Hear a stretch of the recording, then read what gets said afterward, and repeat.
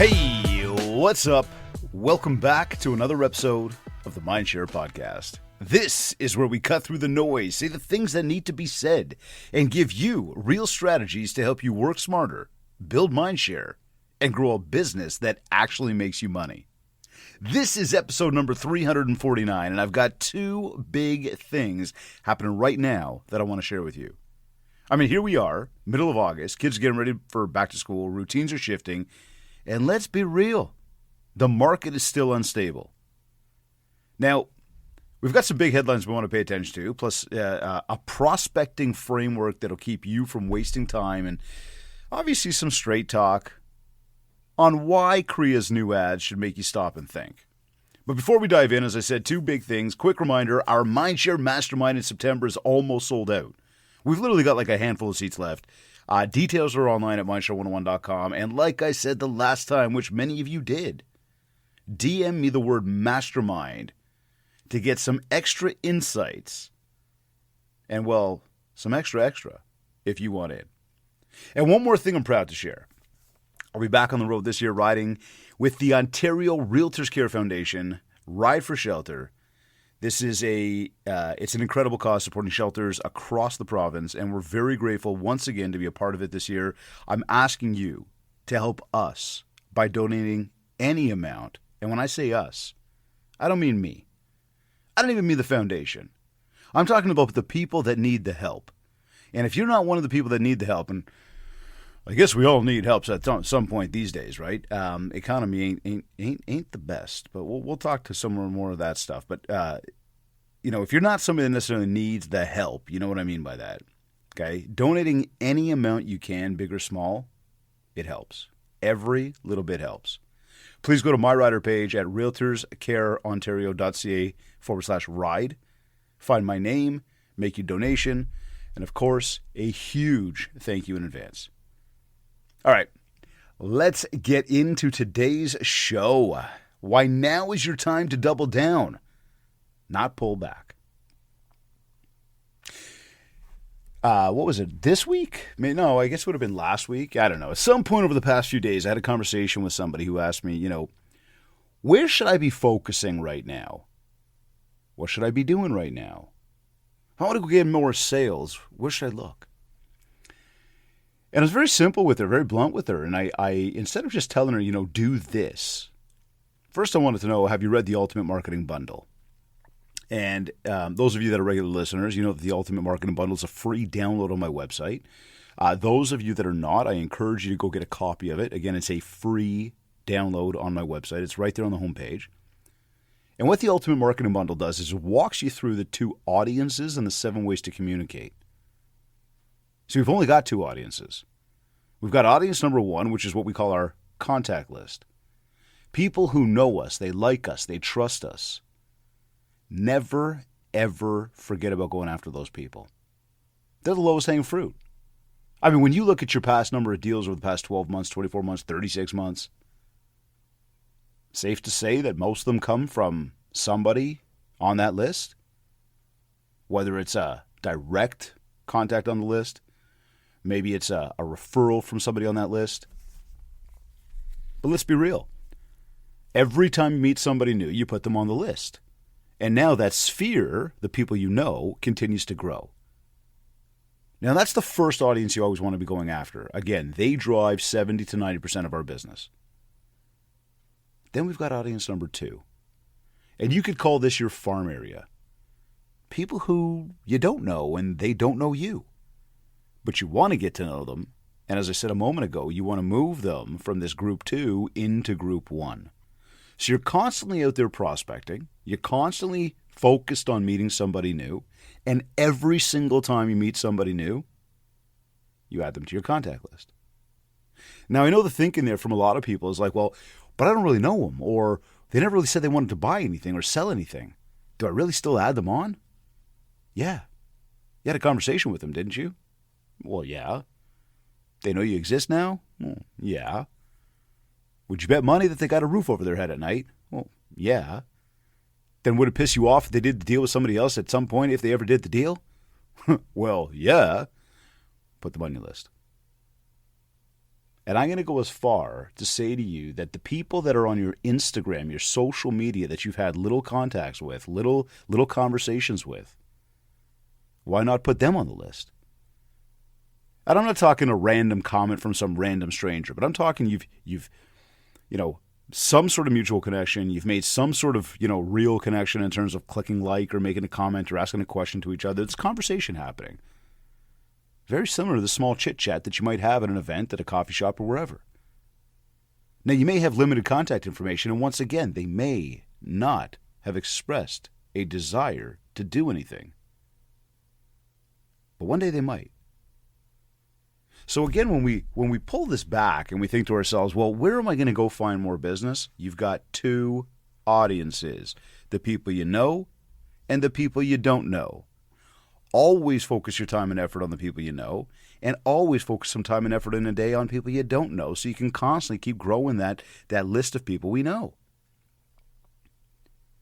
Now, in saying that, when we talk about the 7 ways to communicate, you've only got 7. So we've now honed in and said, okay, we know who we want to talk to. Now, how are we going to speak with them? Well, let's go through the 7 very quickly here. In person, by phone, text message, mail, email, social, and your website. Now, if you go through each and every single one of those, and we're going to go backwards on this. When we say website, you need to have a website, have it set up. Both Group 1 and Group 2 will have the ability to visit it. Mostly Group 2. Group 1 isn't really going back there, and most people are going to check you out on social to begin with anyway. So website, check. You've got it done. Beautiful. Remember something. It is not going out and doing anything for you right now, unless you're spending stupid amounts of money on it to talk to low-quality leads. It's not really doing anything. It just sits there. So it's up to us to drive business or to drive traffic or to drive engagement towards it, so that hopefully we can capture a new lead. Now, how do we drive traffic? Well, we use these other channels, right? Because every channel supports the next. So let's go backwards again here. We go to social media. You go after group number 1 with social media. It's what we call organic. It doesn't cost you anything. You go after group number 2 with social media. Yes, you'll have some organic reach. Much the same. You want to really go the distance, you pay for some ads. So again, group 2 is always going to cost us more money, so that we can get the bigger, better reach, more consistency out of it. Whereas with Group 1, well, if we continue to go down this road, so we just said social, or website, we said social. Now we go to email. Can you email people you know? Of course you can. Put them on an email list. Blast out an email twice a month at minimum. Can you email the people you don't know? And if you're thinking, well, yeah, no, you can't. You don't know them. You don't have their emails yet, remember? You can't email those people. Now, if you met one of those people and you converted them into the database, that's the first conversion step. You've got an email? Perfect. Add them to the list. Mail. Could you mail people you know? Of course you can. It's called direct mail. We put a name and an address and we send it in the mail. Could you mail people you don't know? Of course you can. It's called unaddressed ad mail. We pick a farm area and we mail. Now you got 3 left. Text message. Can you text people you know? Of course. And in fact, text is the most personal form of communication. Yes, you could say a phone call, and of course that's going to be the best. But text is always going to beat out any DM, any email, any mail, anything. Like, text is your next most personal to a phone call. So leverage it accordingly. Don't spam people with it. But you can text people you know, and you can't text people you don't know. Could you call people you know? Yeah, they're called warm calls. Could you call people you don't know? Yeah, they're called cold calls. And of course, with in-person, we could start to mix that up again, right? You could get together for lunch, for coffee. You could have an event. You could, go see people, one-on-ones, client events, whatever, okay? When it comes to, group number 2, people we don't know, this is door knocking. This is open houses. This is connecting with people in the neighborhood, local shops, to name a few. Networking events where you don't really know people, but you're going. So when we think to ourselves, where should I be focused right now? We've always got to be focused on group number 1. And then there's always got to be a little bit of focus on group number 2. And this when we carve out our day and we say, I'm gonna have a balanced focus for both of these. It's not going to take up my entire day, maybe a few hours in my day. Now I'm constantly constantly building and feeding my pipeline. But the mistake that most people make, and I know we touched on this the other day, it's running their businesses emotionally. Think about it. It's time to prospect. What do we get? I don't know. I don't feel like door knocking today. Or it's time to make our phone calls for follow-up and to touch base with our contact list. I don't know. I don't feel like making calls today. Just out of the mood. I'm not feeling it. I don't know what to say. I don't know. Maybe I'll wait. See, that I don't know, I'm not feeling like it, that is emotional. Now, emotional prospecting, I can argue right now, based on what we just said, it doesn't work.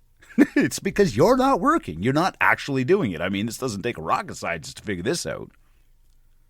But what I do want to hone in on here is you are thinking emotionally. That feeling that you're getting that's stopping you from doing, that's an emotional response that's actually going to stop you from having what you ultimately want to have, which is more success.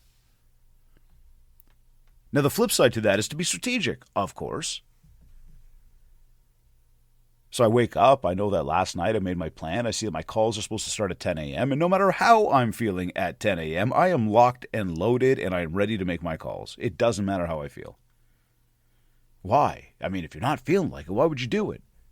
Well, because I'm strategic. And because I've only got so much time in my day, and if I don't use that time, leverage that time, invest that time in the right way at that right moment, everything's going to begin to compound, and I can start falling further behind. And then I'm going to ask myself, why do I have a lack of business? When you think about where to focus, you've got to be strategic about it. And that's why I say, again, download the Ultimate Marketing Bundle. It is free. It is on my website. Grab your copy and follow it. Learn about the two audiences. Understand the 7 ways to communicate and use that as your foundation for your marketing plan always. It's too simple not to. It puts everything in perspective. It gives you the ability to have a little bit of a checklist for yourself to say, hey, am I talking to the right people? And am I marketing and communicating across the right channels? And then always be strategic. Because we all have emotions. We're human, right? I mean, hey, that's the big difference between human beings and AI. We operate on emotion. We have feeling. We have drivers that are subconscious, beneath the surface, that cause us to do or hold us back from doing. And it's all based on emotion. So even though you don't feel like it, it's not an answer. We got to get at it. It's the only way to keep moving forward. It's the only way to keep growing your business. And when you're sitting there wondering, well, how do I get more business? It's been a tough year. Well, this is how. Leverage the 7 ways to communicate and be strategic. Okay, so your action steps here are 1, identify your 2 main audiences. 2 is look at the way you're using all 7 ways to communicate. Be strategic about it. Okay, and then 3, lock these into your schedule on a regular basis. Regularly. We know that website doesn't need a lot of work on a regular basis at all. We know that social media needs about 30 minutes max in a day. We know that email should use about 30 minutes, maybe at 2 different time slots in your day. But again, schedule them. Mail should be already sort of predetermined by probably an outside company that's already got the whole thing locked down for you. So what's your focus daily? Find some time to prospect. Go meet people. Find some time to make some phone calls. Talk to people. The more conversations you have, the more mind share you build, the more market share you get. It's that simple. Okay, let's do a little market reality check here for a moment. I want to call out the elephant in the room. Of course, the media. Always spinning pockets of positive, okay? So it's all of a sudden like, yeah, things are rebounding. We've got good, high hopes. But the boots on the ground, the people out there, we know that we're seeing a different story. And then we know that the next headline that comes along is the market's tanking. or the market's not in a good place, or, oh, there's all sorts of uncertainty. Oh, condos are, not paying people out, or what. I mean, like, we can go through the headlines after headlines after headlines, and the reality is most of it is negative because that's just how the media makes their money. The more negativity they feed into us, that's a rabbit hole for me. I ain't going there. I mean, I want to go there. Like here, if you're in Toronto, never mind, probably even Canada, but like CP24, I got to say that's got to be the most polluted, toxic television channel ever. Now, some of you could argue it's my Leafs game because that's very bad for the mind and the soul, but the reality is CP24 doesn't give you a lot of positivity. It's just simply a lot of negativity. And it's constantly putting negative thoughts and negative energy out there to the world, and people just soak it up and believe everything that's being said. Now, what I know that we talk to people in the real estate industry all day, every single day. And I can tell you straight up, the market's weak. In some places, it's actually not horrible. Some people are making some fantastic money. Some of the smaller markets, but these bigger markets of ours, these bigger center cores, tough, real tough, really, really tough. And we're looking at another 6 to 12 months of this for sure. Minimum before stability shows up. There's no way in the world this doesn't last another 6 to 12 months. And why? Because just like anything, it takes time to kind of rebound. It takes time to start to see the trajectory moving up. And when the trajectory starts to move up, it doesn't just, fly off like fireworks like overnight. Things just start to ease up. And slowly but surely it starts to go that way. So right now we're on the downward trajectory. And I know we've talked about that over and over again on this show as just a basis to understand what's going on, to understand where the outside factors are that are impacting the successes we are or are not having. I've got clients that we're looking at and their GCI numbers are down from where they were last year. But it's important that if you are down, that you take a moment to have some perspective on that. And really try to determine what kind of percentage you're down compared to where you were last year. Take into consideration the volume that's down as well as the average price that's down year over year. And here's a kicker, because some people say they've done the math and the percentage, they're still lower than the market is. The pace is further off. But one thing we got to pay attention to again when we're running these numbers is to understand that the 12 months ahead of where you are right now have been a lot weaker than the 12 months where you were at this time last year, the previous 12 months. Does that make sense? So again, it's like you're sitting here today and you're saying, okay, these past 12 months just ahead of me now have been a lot weaker than if I was sitting in this chair 1 year ago, today, and looking at the 12 months prior to that day. Those were stronger than they were these past 12 months. And so again, it's all relative to what's actually happening out there and how it's impacting you, right? The media's saying there's pockets of positivity. We know in reality the market is fairly weak. We know that there's, again, like I said, probably 6 to 12 months before there's all sorts of stability. Now, what does this do? This causes people, this causes companies, this causes everybody to get scared, to tighten their pockets, to start pulling back, to go hide for a little bit, cut all expenses. But what it does is it causes these companies to disappear. They're no longer seen. They're no longer building the MindShare. And depending on how long they stay in that spot for, and this could be because finances weren't being run properly, this could be strictly fear, this could be strategic, or either way you slice it, they've gone up, they've up and disappeared. They weren't able to adapt. They didn't see the writing on the wall to what was happening with the change that was taking place. I mean, I don't know, some random examples that come to mind for me. You got Blockbuster, you got Sears, you got Toys R Us. Like these giants, they're gone. They're gone because a market turned, because they didn't adapt.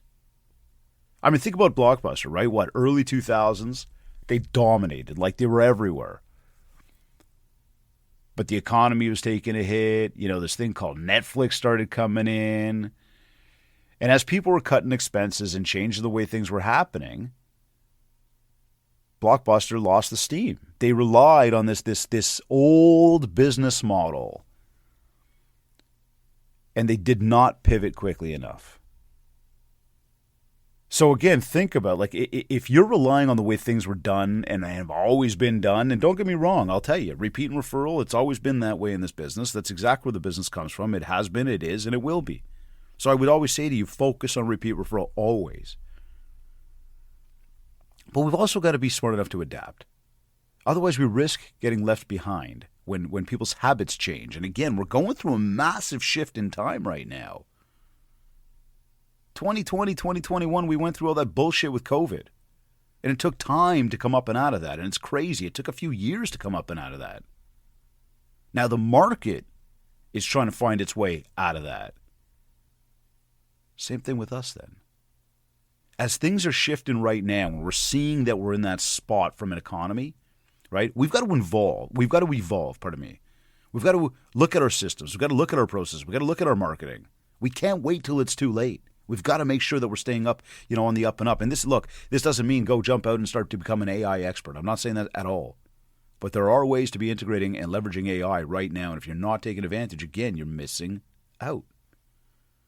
Now, strategically speaking, that's not meant to make you stop your car or put down whatever you were about to do next and start studying AI.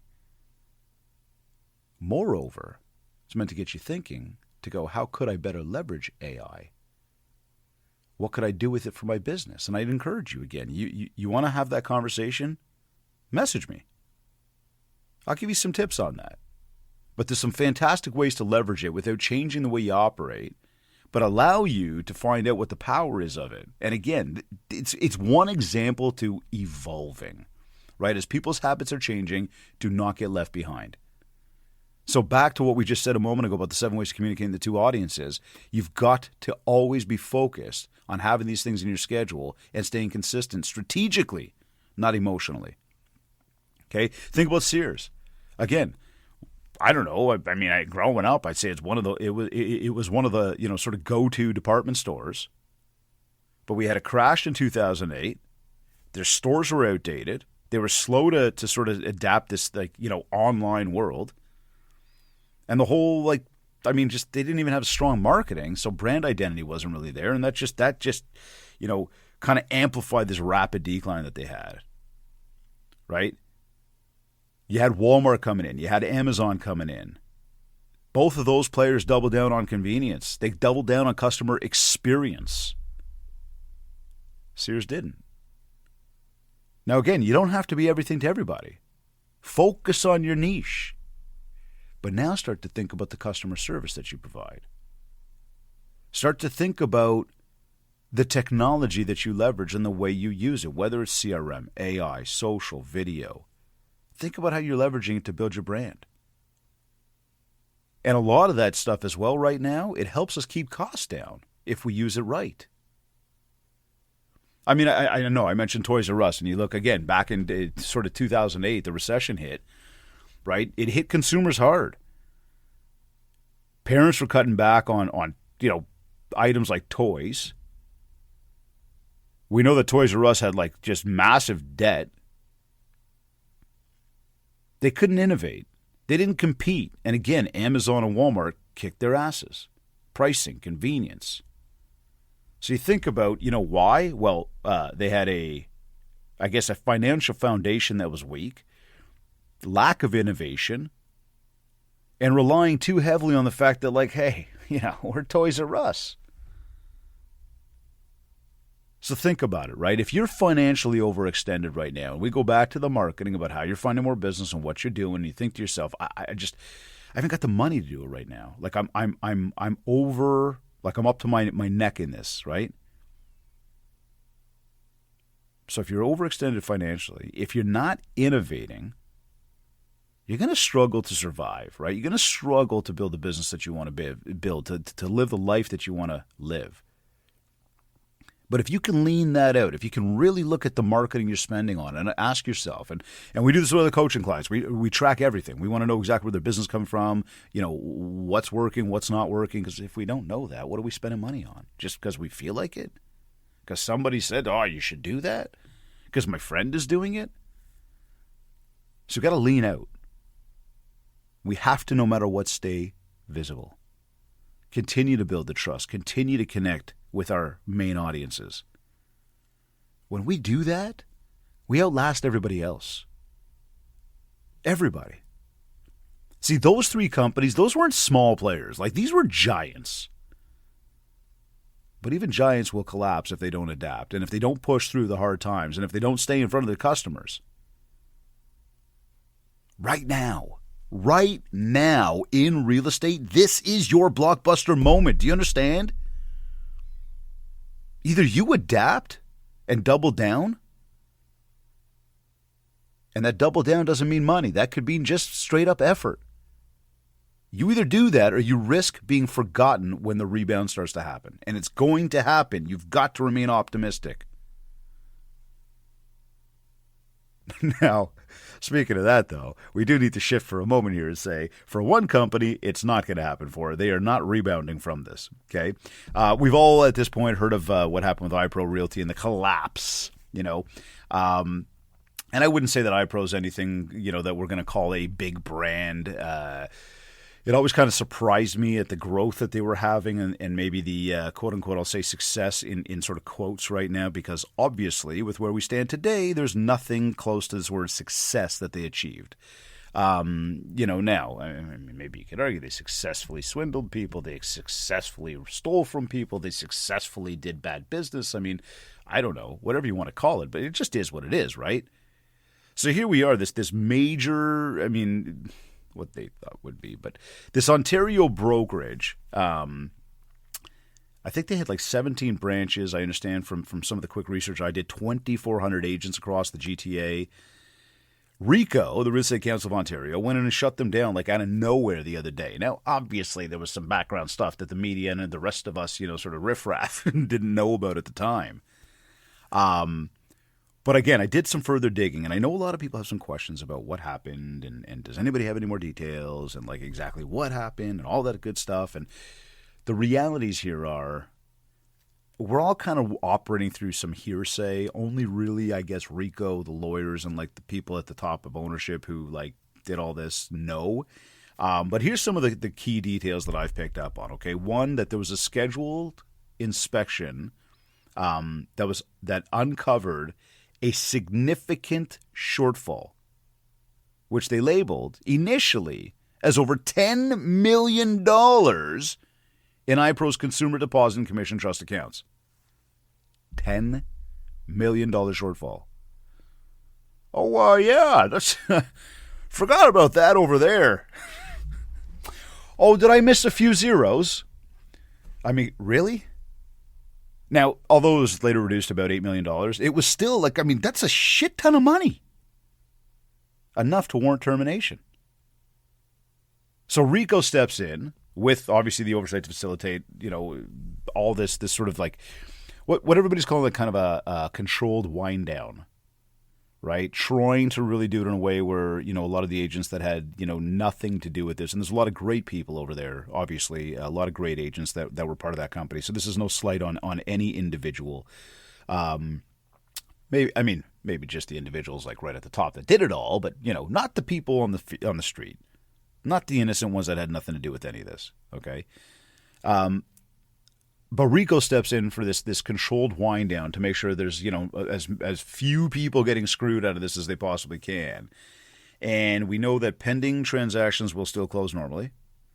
They will be overseen by an independent broker and a public accountant that is appointed by RECO. I know that you can read more about that, I'm pretty certain, in REM. Some good buddies of ours over here. And for any agents that have been affected by any of this, you can file a claim for unpaid commissions.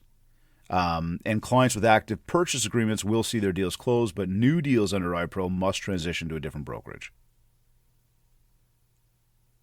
So this is some wild stuff. I mean, this hit the industry like I mean, I guess some positive excitement for it. Well, maybe not positive, but you know what I mean, right? But why does this matter? Why are we talking about this? Okay, first of all, it's news. I thought I'd bring it up. But as much as when you look and say 17 locations, 2,400 agents, up until the other day, like we thought well established. But it doesn't really matter who you are.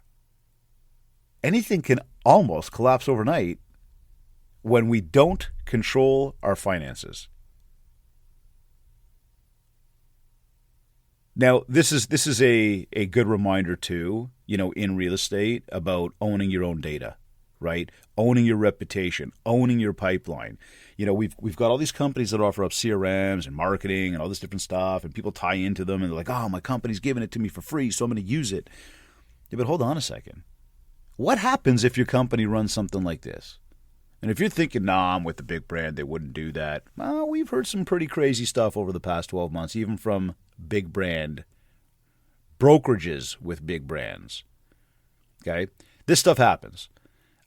Much the same, it's your data. It's your contact list. It's your pipeline. That's your key to your success, is having that pipeline. Why would you put it in anybody else's control?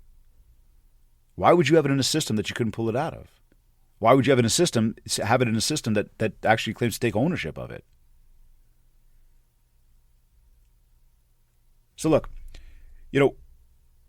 really what we just sort of talked to here was this, like I said, a reality check in the market. So some action steps that we could take away from this is to audit your marketing. Okay, keep the stuff that builds mindshare, but cut the stuff that doesn't. I don't care how much you love seeing that big billboard every time you drive down the street and you get to wave to yourself. If you can't claim a deal from the efforts and the expense of that billboard, then it's exactly that. It's an expense. It is not an investment. And there's no reason to be having it there.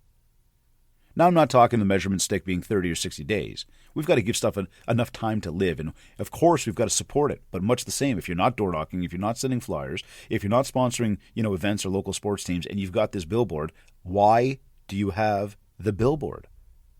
Oh, right. Sorry, we just said it. You like to wave at yourself when you drive down the street. Seriously speaking, come on. Get that shit out of there. Okay? Now, if you can tell me, Dave, it's working, I'm getting all sorts of business. Okay, cool. Then keep it. We know that the ROI is working. It's there. Audit your marketing. Push harder when other people are pulling back. It's too easy to pull back. It's too easy to say I'm not going to do it. It's too easy to say I don't feel like it. It's too easy to say it's expensive or times are tough or the market's bad or you want to give me any bullshit excuse. Pardon me. You want to give yourself any bullshit excuse you want? Give it to yourself. But just understand that that's what's holding you back. And then finally, be the constant voice that your audience is going to trust. AKA, build that mindshare. See, the more I call people I know, the more I talk to them even in times like this, the more they know I'm still going. I'm not pulling back. So they know Dave is there. They know MindShare 101 is there. And as they're ready to be there, they're going to call me because they know I'm there. But if I'm not there, what are they going to do? Call me and invite me to be there? No, they won't even know I'm there. So for you, prospect. Make your calls. Run your follow-up program. Be consistent. Okay? Look, you either push hard right now and stay top of mind, or you risk being forgotten when things rebound, like many major companies, some of which we talked about today. Now, time for a quick commercial break. This episode is brought to you by Kids Keep in Touch Systems, the CRM that helps you build mindshare and generate more market share. REM Real Estate Magazine, the voice of Canadian real estate. And Revel Realty, bold marketing, real support, and real results. Grab your free Ultimate Marketing Bundle at mindshare101.com, and while you are there, check out our one-to-one coaching, the MindShare Collective Group Coaching, Momentum Training, and of course, lock in your seat for the MindShare Mastermind happening September 15th to the 17th in Toronto. All details are at mindshare101.com. Go there, not right now, but as soon as you finish this episode. Okay. I want to talk to something else here today. Something that I find kind of interesting, and I thought I'd bring up just to get you thinking. And it might sound a little controversial. It might sound like, oh, Dave, you might be off your rocker. Or maybe you're going to sit back and go, shit, I think he's onto something. Let me ask you. Why do you think that CREA is running ads for realtor.ca? Thought about it? Has it concerned you? Have you seen them? Like, their latest ad campaign isn't just feel-good branding. This is strategic. Okay? I can tell you, too, that I know folks that are actually getting emails from realtor.ca to tell them about a property. No, do not tell me that's Listing Drip. No, it's not. That's not the one you set up for me. That's the fact that I browsed around on realtor.ca. I clicked on a few properties. And at one point, they realized, this guy's shopping maybe. He's got some interest. You know what? We're going to send him some properties. So why is realtor.ca sending me properties? Well, here, let's look at a few angles here. Possible angles. One of them could be that they want to reposition themselves as the consumer's first stop. You ever think about that one? They want people, and yes, we do go to realtor.ca to search, but think about it further. They want people to go to realtor.ca to do their search. If they become the first stop that people go to, now does realtor.ca have the ability to start to disperse those leads? Maybe sell you those leads? Maybe control who gets those leads? Maybe it depends on how much money you pay and what subscription level you have, whether or not you're going to hear from one of your clients about your listing. And maybe you're thinking, Dave, you're way too far gone. But nah, I don't think I'm way too far gone. No, not at all. Okay, maybe another angle is they're trying to rebuild realtor.ca into an actual powerhouse brand. See, I can tell you that, there's so many examples out there. But if you look at big business, if you look really, really big business, the way they centralize things, the way all of a sudden it's like the only thing you can do is go this direction with it, you have no choice, you start to feel handcuffed on things. And then it gets to the point where everybody kind of turned a blind eye or really didn't care about it too much or didn't talk about it too much. And then it just becomes the norm. And now it's like, well, what do we do at that point? Here's the kicker. If the consumer's first interaction is with realtor.ca, the question I have for you is, where do you fit in? See, if they own the consumer touch point, they control the narrative.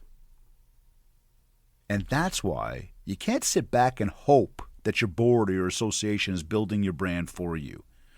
You, and only you, have got to build your own mind share every single day. Look, CREA's positioned themselves as consumer first. It is what it is. They came out, they told us that they're changing their price, their business model. They came out and said they're building data centers. Now they're going out and they're running ads. They're going specific to consumer. Realtor.ca is building a brand. They're becoming the brand. People think real estate, they're going to think realtor. Like realtor.ca. I think of searching homes. I don't go to your website. Sorry. I go to realtor.ca. So if all the traffic, most of the traffic, and I know there's some other players out there in the online space, but Realtor really is one of the dominating factors up here in Canada, right? And they, remember this too. Let's go back to the Blockbusters and the Sears and the Toys R Us. What's Realtor doing? Well, they're competing against the House Sigmas and the Zoocasas and all these different things that are online that give valuations on properties and show the listings that are out there. They're competing. So Realtor's looking ahead and going, man, we got to stay relevant over here. How do we stay relevant? Wait a second. Let's become the go-to source. We've got all the listings. Let's control everything. We can. And if you think I'm too far gone, you really need to sleep on this one a little bit, okay? But they are becoming the brand, not you. And if they're building their brand, well, we need to be building ours. So, action steps here. Number 1. Review your branding. Are you recognizable without Kriya?